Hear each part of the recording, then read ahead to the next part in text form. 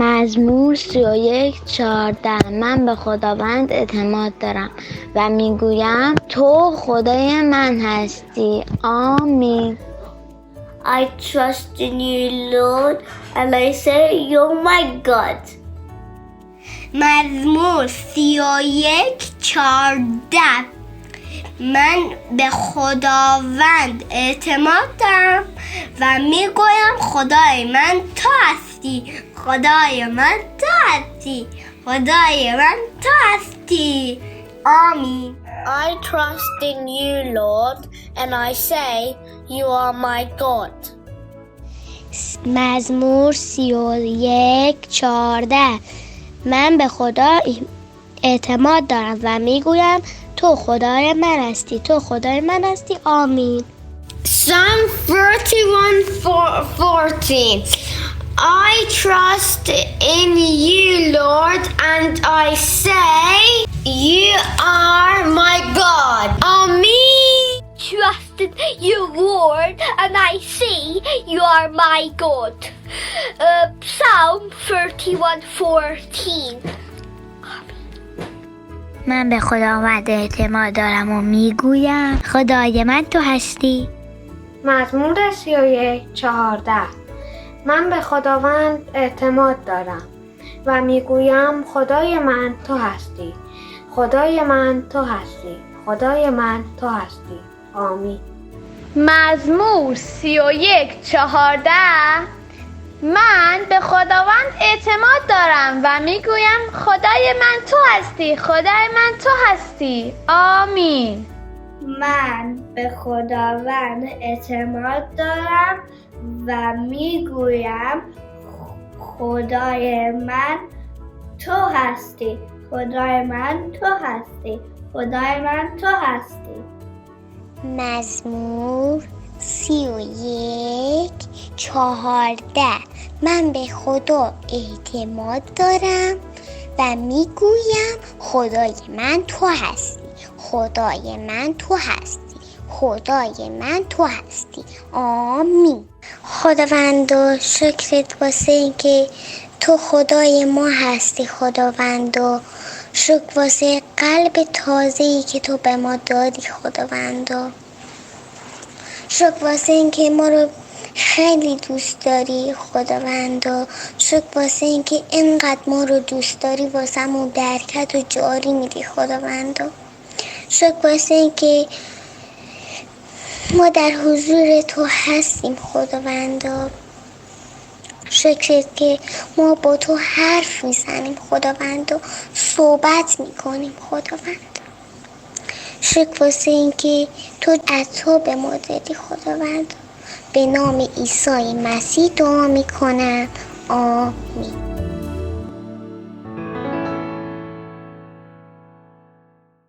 سلام بچه ها، خوبین؟ داستان امروز راجع به یه ملکه خیلی زیباست. دوست داشتین پادشاه یا ملکه بودین؟ من امروز ملکه شدم. میدونین چرا؟ چون داستان امروز راجع به ملکه شجاعیه به نام استر. بریم ببینیم اگه زریبری و خاله مسا آمادن برای داستان یا نه.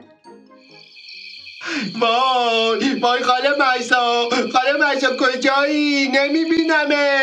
چی شده زریبری؟ من اینجام. چرا تاریکه اینجا؟ میشه چراغ رو روشن کنی لطفا؟ من نمیبینم. بله یک دقیقه صبر کن. برق رفته بود. چی شده زریبری؟ خوبی؟ وقتی تاریک میشه خاله مسا من یه ذره میترسم.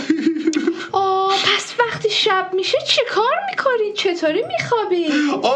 خیلی راحت، چرا خواب دارم. بهم کمک میکنه که شجاع باشم. ولی زریبری این چراغا تو رو شجاع نمیکنه که.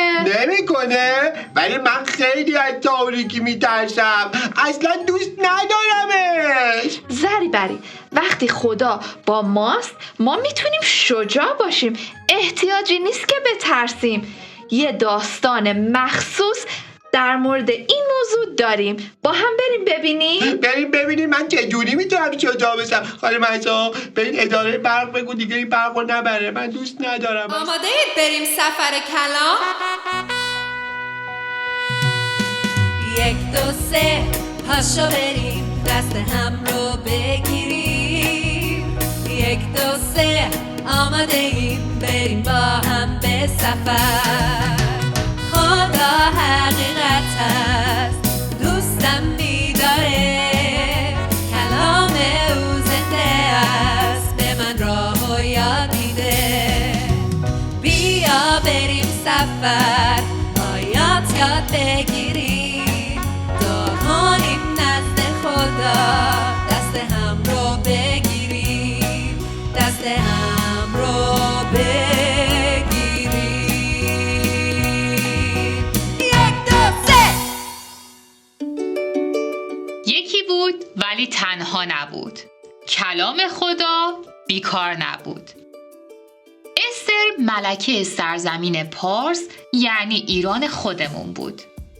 حتی شوهرش خشایارشا از راز اون باخبر نبود. استر یهودی بود و مردخای پسر عموی استر در کاخ شاه کار میکرد و مراقب اون بود. هامان وزیر خشایارشا خیلی مغرور بود. همه بجز مردخای در برابر اون تعظیم میکردن. هامان احساس کرد که به اون توهین شده. به همین خاطر اون تصمیم به قتل مردخای و همه یهودیا گرفت. هامان به خشایارشاه گفت که یهودیا خطرناکن و باید بمیرن. خشایارشاه قبول کرد و روزی رو مشخص کرد تا اونها رو در اون روز بکشه. مردخای ترسیده بود و پیامی رو به ملکه استر فرستاد. مردخای گفت نظر پادشاه رو عوض کن. استر جواب داد اگر بدون اجازه برم پیشش میتونه منو بکشه. مردخای گفت شاید برای همین لحظه ملکه شدی.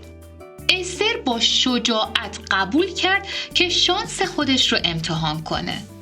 اون به اتاق پادشاه وارد شد. خشایارشا از زیبایی اون شگفت زده شد و اون رو به داخل دعوت کرد. استر پرسید میتونیم با هامان شام بخوریم؟ هامان مشغول ساخت چوبه دار بزرگی در حیاط پشتی خونش بود. نقشه این بود که مردخای رو بر اون آویزون کنه و بکشه. همون لحظه دعوتنامه پادشاه رسید. پس هامان برای شام به کاخ رفت. استر به خشایارشاه گفت مردی میخواد من و قوم من رو به قتل برسونه. شاه پرسید چه کسی میخواد چنین کاری رو به انجام برسونه؟ استر با گریه گفت این هامان بدجنس. پادشاه گفت هامان؟ نگهبانان اون رو بکشین. بنابراین هامان بر همون چوبه داری که برای مردخای درست کرده بود به دار آویخته شد. بچه ها به خاطر شهبانو استر یهودیان نجات پیدا کردند و تا به امروز این ماجرا رو جشن میگیرن. اوه خاله مهسا چقدر استر شجاع بود، چقدر مردمش براش مهم بودن. بله زریبری، خدا به او قدرت داد همونطور که به ما میده. بریم با هم یه سرود جدید بخونیم؟ بریم. ولی خاله مهسا من اصلا دوست ندارم که دیگه تنها بمونم و دوستم با خدا قوی باشم. این سروده فکر کنم ما رو یه ذره قوی تر بکنه. باشه؟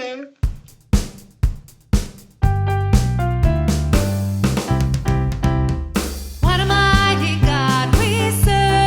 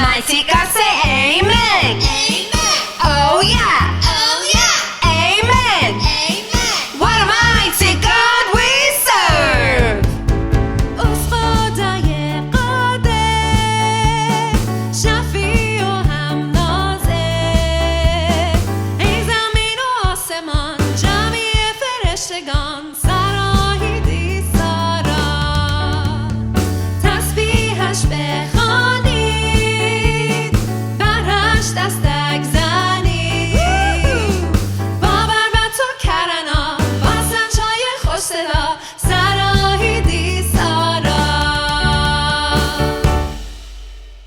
بچه های شجاع خداوند، وقتی با خدا هستیم ما هم میتونیم شجاع باشیم. داستان امروز به ما نشون داد که وقتی خدا با ماست ما میتونیم قوی باشیم. آیه امروز رو با هم بگیم.